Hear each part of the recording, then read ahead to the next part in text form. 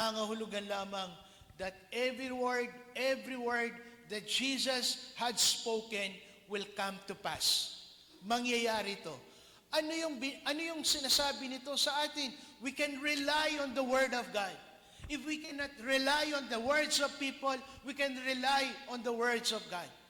Pwede nating pagkatiwalaan ang salita ng Diyos. When God has spoken it, it will surely come to pass. It will happen.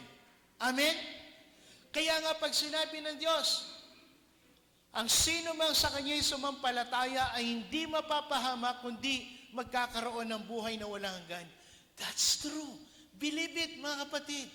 Paniwalaan ninyo, kaya nga pag tinanong kayo, are you saved? Tiyak ka ba na kapag ikaw ay namatay, pupunta ka sa langit, sabihin mo na may confidence, yes.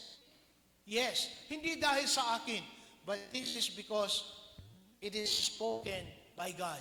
Nasa salita ng Diyos, nang sino mang sumampalataya sa Kanya, ay buhay na walang hanggan. Well, of course, what do we mean by faith? Hindi lamang po yung isang beses kang sumampalataya, and that's it, gagawin mo na lahat ng gusto mo. Hindi ganoon. Ang faith or those who believe, ito po ay patuloy. It is progressive.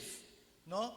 Hindi isang beses na pangyayari, kung hindi ito'y nagpapatuloy hanggang sa iyong kamatayan.